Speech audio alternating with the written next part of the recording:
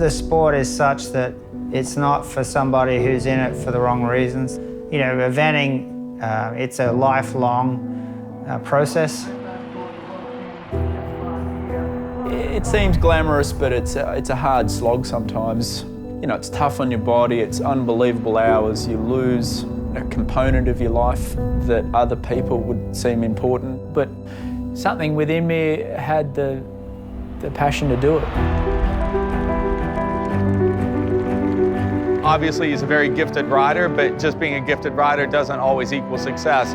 Yeah, they took some big hits, there's no question, but the harder it gets, the more they fight. You know, I had a lot of things that should have slowed me down or backed me off, and, you know, I didn't break. Boyd is such a competitor, and, like, even with all the stuff that happened to us, he's like, bring it on. There's nobody that wants it more than he does. Boyd is a cutthroat competitor. I mean, he was not going to give up. This is all he wants to do, and he wants to be known as one of the greats of the sport. He's not going to take any shortcuts, and he's going to go down fighting. That sport, you know, you push to where other people fall off.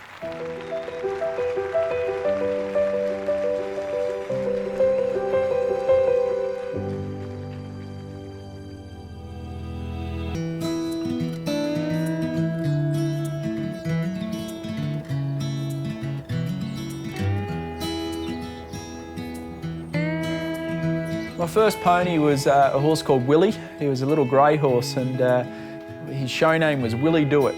As you can see, Willie's a natural all-rounder. You know, I remember jumping off the school bus every day and running home down the road and tacking Willie up and start jumping him over the ditches or making a log pile and daring myself to see if he'd jump over that. Fence number 2, storm damage, or Martin Mayhem. It's almost surreal looking back on it there, that something when I was 12 years old, something was brewing in me. First met Boyd when we were at Pony Club as kids growing up in Australia. You know, basically as a young kid, everyone in the neighbourhood did it, and I don't think me and Woodsy would have been the standouts. You know, like when you look at people playing sport, like we weren't the two, oh my God, look at those two guys riding.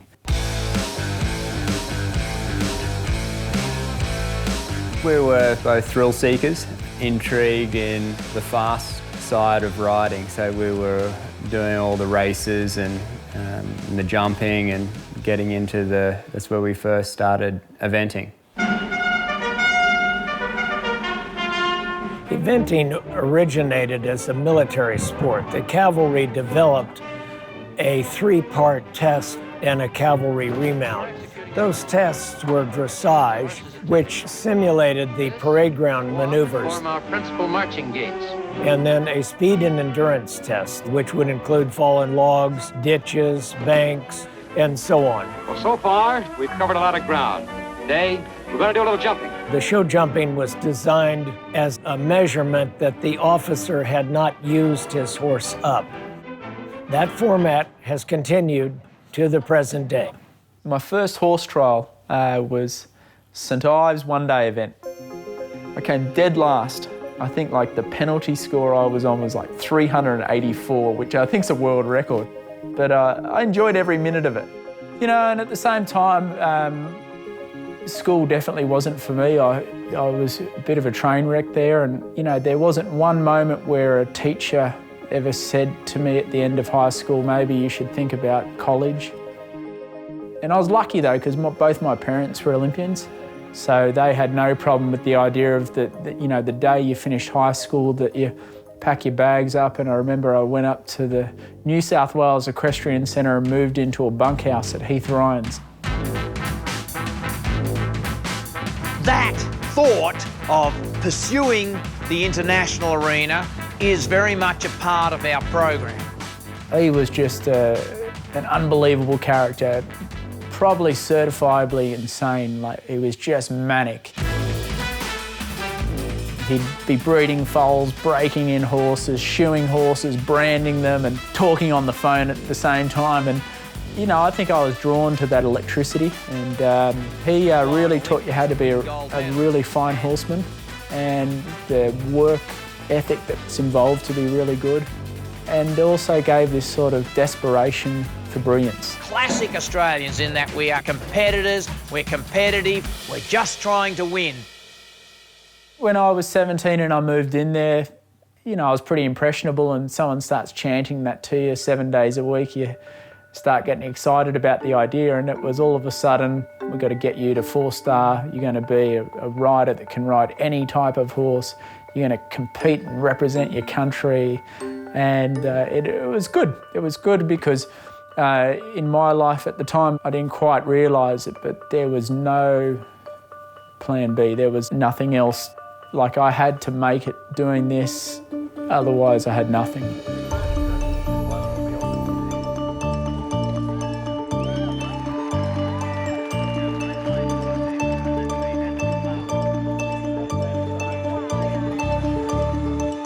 Basically did every big competition in Australia and New Zealand over and over again, and, you know, started thinking there's more out there for me.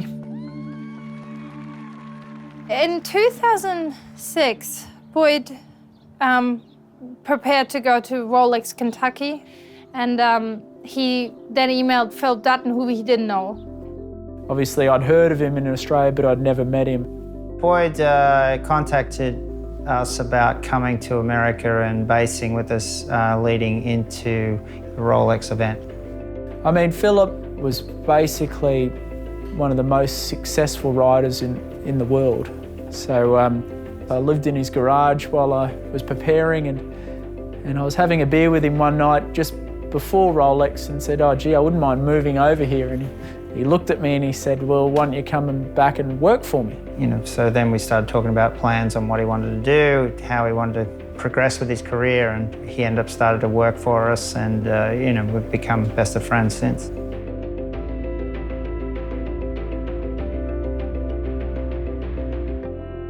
America was a bit more of a happening place for high-level dressage, high-level eventing. It was just awesome being in a new country. Every event was a novelty, and I just went for it.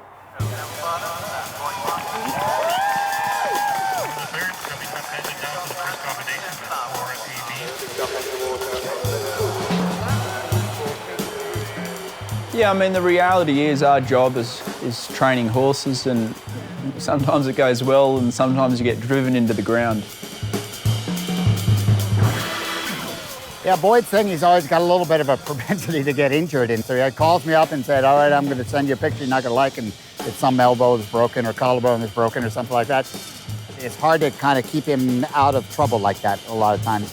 You know, I've probably had, I think, 18 surgeries now over the years, and I don't know how many fractures and tears and torn ligaments and bumps and bruises. And I've been lucky enough to, you know, link up with guys like Chris Doherty that knew his stuff in physiotherapy, and he's helped me unbelievably over the last 5 years. Just since 2013, Boyd has suffered a laundry list of injuries, starting with the torn ligaments in his ankle.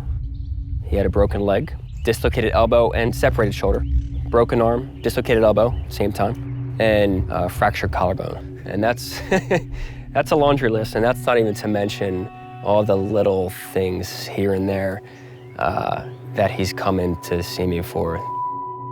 You know, every day you wake up a bit sore, but that's part of the job. If you want to ride an animal at high speeds at a fixed obstacle every now and then, it's not going to work out, and you dust yourself off and, you know, get going and push on. First of all, Boyd's fearless. You have to have such trust in these horses, and they have to have such trust in you to be able to jump what they jump. Because it obviously, you can die. People die. You know, I don't get worried about injury. Like, it doesn't really bother me if I get hurt or banged up or anything, but, you know, I've had 1 or 2 friends get killed, and that's tough, because you know, you get into this sport for the love of competition or the passion for horses, and when it goes wrong, it can really go wrong. You know, I had a really bad accident myself, and I think it would be very hard for Boyd to go through anything like that, because I couldn't just be tough and go through it and just do it. I was just stuck.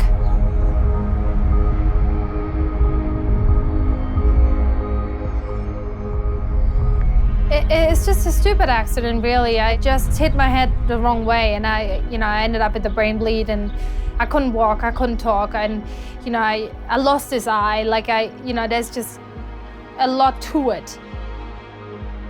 Right when I first saw her, she was conscious, but she wasn't making any sense. And I remember thinking at the time, this is not just any old injury. This was a life changer.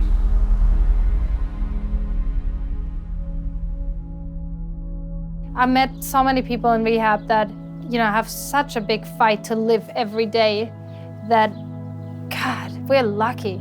There's just people out there that are struggling every single day just to get out of bed. So for us to do what we're doing and live where we're living, it's incredible. So Silver got flown back to Pennsylvania here with the brain injury. She had a live-in nurse trying to get through. And then Boyd went to Southern Pines and broke his leg. As soon as I hit the deck, I knew I'd broken my leg. And an hour later, I had a rod put through the top of my knee all the way down through my ankle and screwed up. So the morning after that, I'll never forget our house. We had a nurse here trying to help me put my pants on and feeding Silver with a spoon. And I couldn't walk. He was limping around. She was cooking meals for us. It was great. It was like a hospital ward.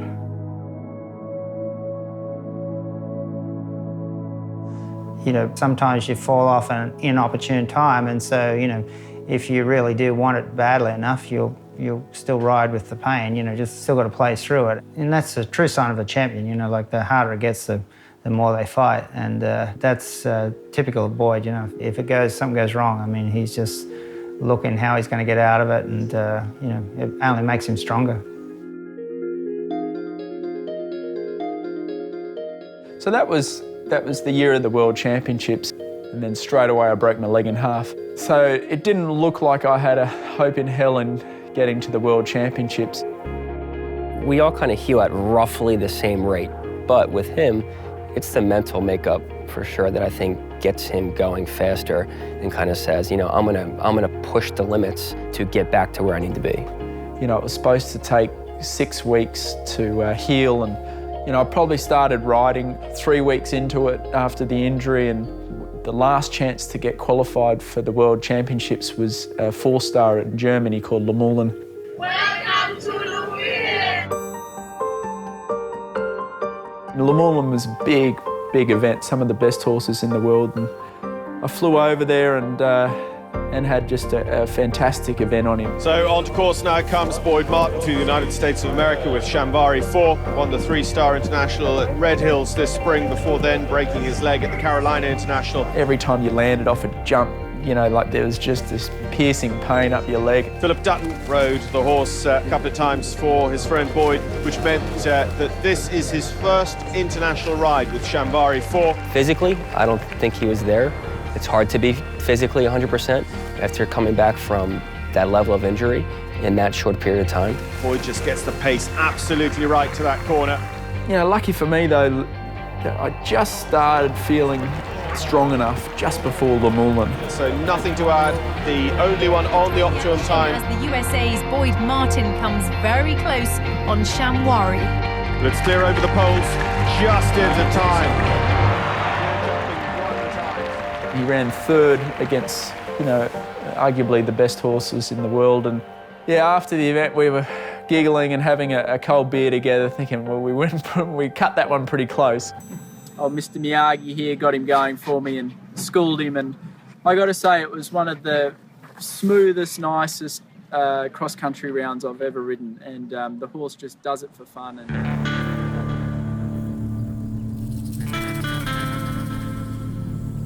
Coming to America, like Silver and I came to America for one reason, and that was to compete horses. And we kind of had a good business in Australia, but it was kind of like, that's as good as it could get.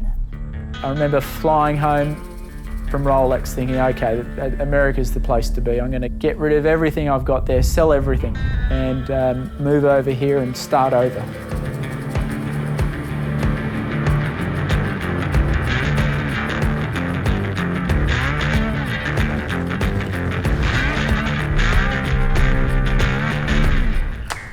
I moved back here and sort of started over as a student for Phillip. Phillip then took over, and I think he made him the competitor that he is now.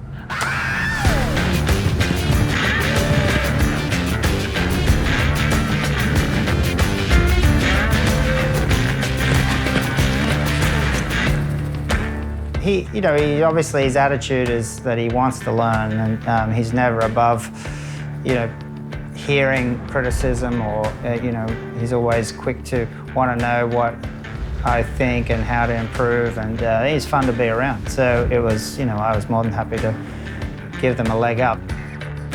I feel like I got over here and I was a bit rough around the edges, and he just polished it all up and really made me different or special to what I was. And that was a big turning point. I was very lucky that I was working for Phillip and sort of got to compete some of his horses. And at the same time, I had a horse that was nearly at the top of the sport, Neville Bardos. Hi, welcome to the Neville Bardos Syndicate Report. Boyd Martin riding Neville Bardos. Next to go, Neville Bardos. Yeah, I mean, growing up in Australia, there's tons and tons of thoroughbreds off the track. Because the racing's so big in Australia, there's a lot of failed racehorses. So when you're a young guy or a young rider, you could buy quite cheap horses. To a degree, you have to see something in a horse that somebody else doesn't see, because they're not on the market very long. The ones that just stand out and say, I'm a superstar, like somebody picks them up pretty quickly. Yeah, Neville came along and he'd just finished racing, and I remember just seeing my friend of mine trying him. And the friend of mine didn't think he was any good. And he told the fella to take him back, and I yelled out that I'd buy him, and we got him for $800 or $900. I guess we just trusted Boyd, and it was not a huge investment. The horse was, starting out at zero, so to speak, and Boyd was very high on him, so you got to go with it. To start with, I think I got ripped off. The very first view I got of Neville was him breaking loose at the trailer with the shipping boots on and running around the whole showground. The horse was a bit crazy, and then it was wind sucking, and they should really tell you if they were wind suckers. And early on, I would have sold him for anything. And then by about the age of 5, I started thinking, hang on, this horse is turning around. And then at age of 6, he won a CCI 2-star at Melbourne 3-day event. And I remember the great Barry Roycroft handed me the trophy and said that he thought this horse was special. And from that moment on, no money in the world could buy him off me. Here he had, smoke coming out of his ears. He was a typical hot thoroughbred horse, and it was all credit to them that they were patient with him. And it's pretty cool watching the horses progress. Yeah, I mean, it's different to racing. You might have the same horse that I work with for an hour and a half every day for 10 years, 12 years. And when you have a horse for years and years and years, you can just feel what it's thinking. If you look at really good riders jumping or doing dressage, they actually look like they're doing nothing, and the horse is making huge changes. And, it's very, very subtle things, and it's a feel. And I don't think you can teach feel. I think feel's something you're either born with or you develop through this partnership. And when you build up a great partnership with a horse, I think that's the secret.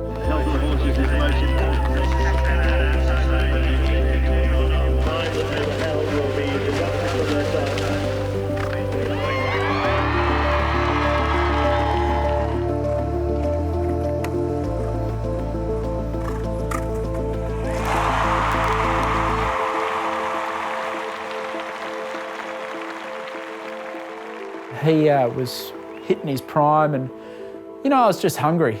you know, just hungry to show everyone what I could do. And, you know, I'd left everything and abandoned everything in Australia just to compete these horses, and I had nothing to lose. At that time, we were renting Phillip Dutton's top barn, and Silver and I were running our operation out of there. We have been teaching this clinic in New York, and we got home late. And then about midnight, a girl that was working for me, Caitlin Silliman, rang me. I'll never forget that voice of hers, because she was in such a panic. And she was just hysterical and crying and yelling about something on a fire. So I got a phone call from Ryan Wood, and he just was screaming into the phone, "Fire, there's a fire here, there's a fire here." There wasn't much of a conversation. It was just like, "Our barn's on fire, get over here," and then just went back to getting horses out of stalls. Woodsy was living above the barn at the time, and he's like, I'm sorry, I tried, and he was in a mess, and I could see right down the breezeway of the barn, and there was one horse that was burnt to death in the breezeway of the barn.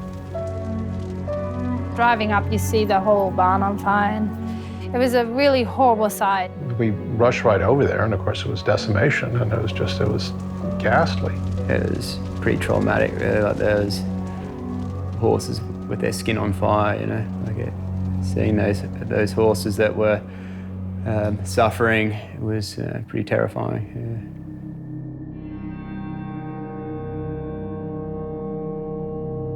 You know, obviously most of the people that were around were in a state of shock. There was a couple of fire engines here, and they've been trained to save lives, human lives, so they're not so worried about the animals, and so they were always trying to keep people back. But Boyd knew where Neville Bardos was, and the fire marshal said you can't go in there, and Boyd just took off in.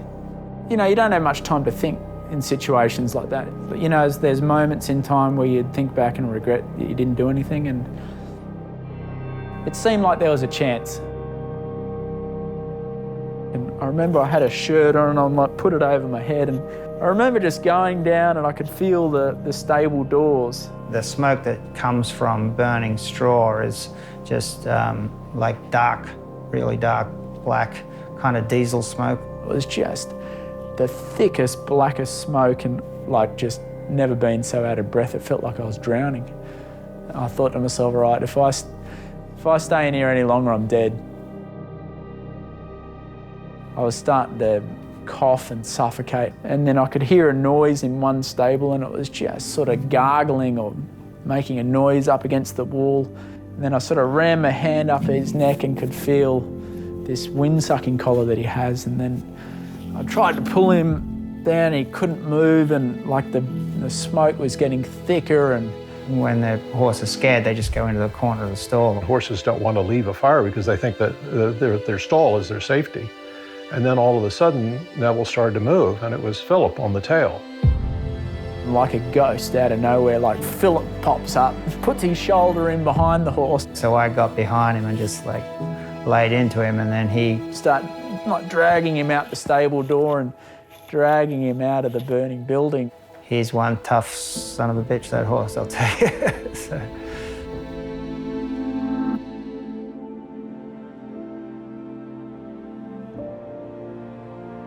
I nearly thought I was dead, like I couldn't have stayed in there one more second, you know, and so in a weird kind of way it was a good feeling, because you say, all right, I did everything I could have done. It is what it is now. Like, I've done everything I can to try and rectify it or sort it out, but everything we've been working for, you know, just went.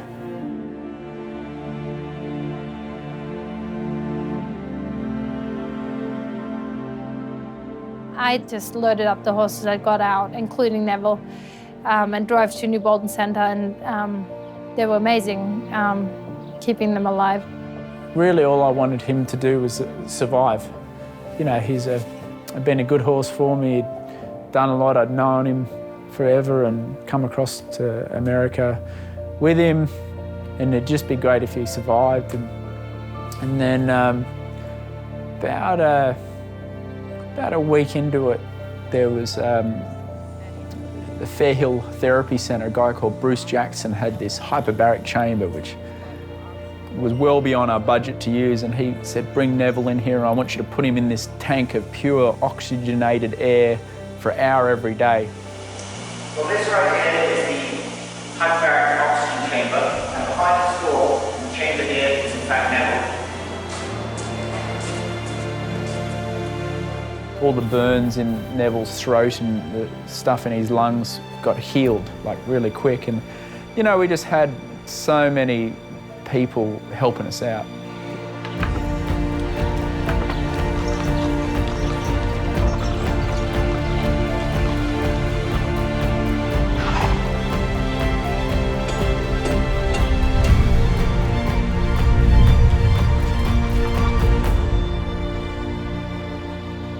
Yeah, it was remarkable because in a short period of time we had, you know, a complete stable block set up. A few of the local farmers moved some of the running sheds and we converted them into a tack room and into a feed room and into a wash stall. The local quarry company donated the stone to put down under the stairs. The guy that built our arena, he levelled a big pad for free for us on the rubber mats that go down the aisleway. He knocked up some lights, trenched a pipeline out there to get some water out there, and like, I was just blown away by the amount of support that we got. You know, like, we'd moved to America to do this horse thing and everything got taken away, and, you know, you just push on.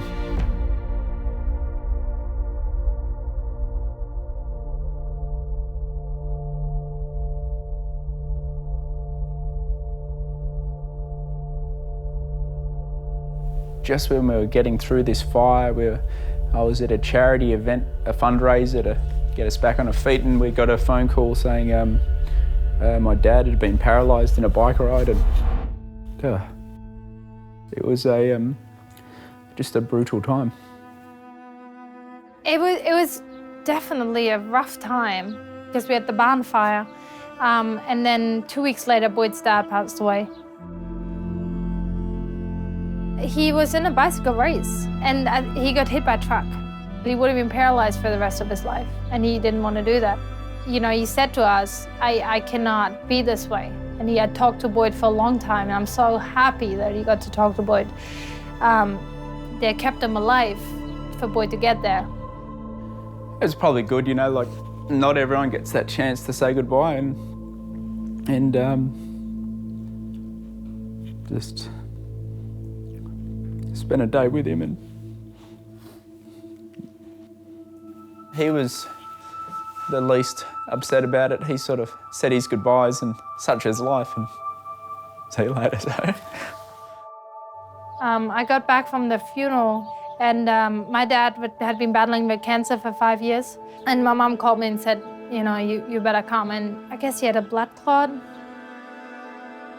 So we all spent a few days with him, and yeah, that wasn't a fun time. That was hard because it all happened bang, bang, bang, you know, the fire, and my dad and Silver's dad.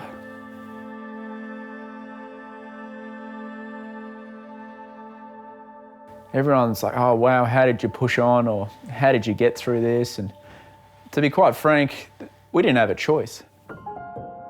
Yeah, I mean, obviously there's times where I get down and, you know, you think, oh, poor me. But you know what, poor me doesn't work, because even with all the shit that happened to us, life goes on.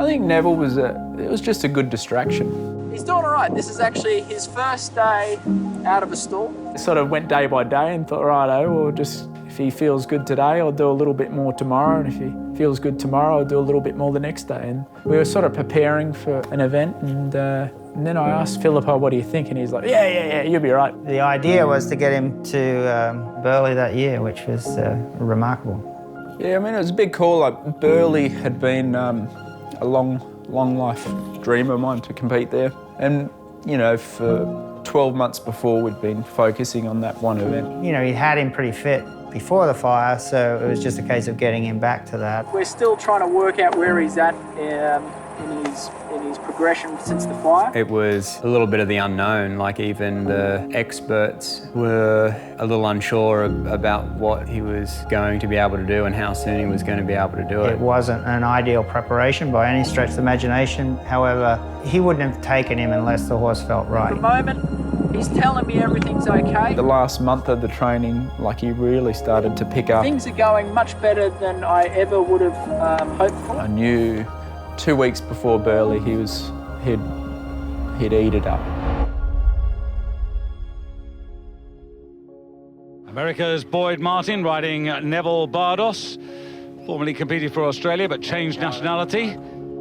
I started crying when he went out of the start box, not because I was worried, just because I was like, I can't believe he's doing what he's doing. With all the history of this year, Matt, everybody hoping, wishing that he can round off a really good weekend. The announcer was saying Boyd and Neville are at such and such a jump, but you didn't need the announcer to know where they were because of the crowd cheering, because I think a lot of people knew the story. Boyd had a nasty start of the year. His barn got burnt down. He lost a few horses. Everyone wishing him very, very well.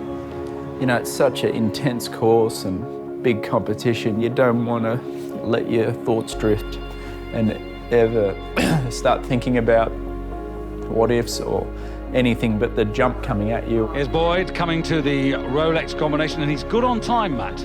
Yes, he is. And Neville would be as big as athlete as any horse I've ridden. You know, like he's got a unbelievable engine and heart, and he just is such a trier. Boyd Martin now, formerly Australian, now riding through the US, coming to the biggest fence on the course, gobbles that up. It's the biggest track in the world, and like the horses were getting tired and riders were falling off, and the last minute of the course I gave the old horse a tap on the shoulder and he just flew.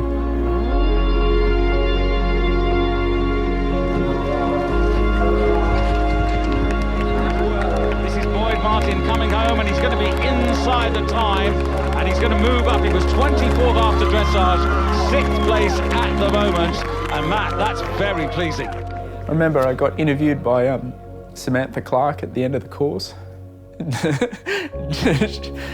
She just asked, you know.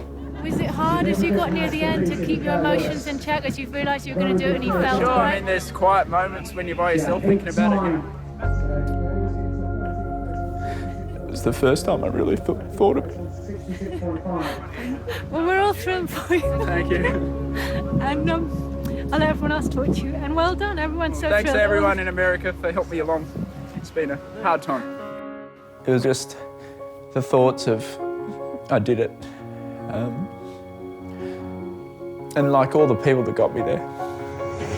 This is Boyd Martin and Nevilles Bardos. Nevilles Bardos actually was rescued out of the barn that was burned. He suffered from smoke inhalation, and here he is doing a 4-star 3-day event at the end of the year. And you know, I think Boyd is going to be one of the greats of the sport, one of those, you know, one of the legends, because we're only at the start of his career. He seems to me to be the model for the 21st century eventer. He's got a tremendous work ethic. He's a very, very good rider. I expect to see him on teams for the next 10 to 15 years.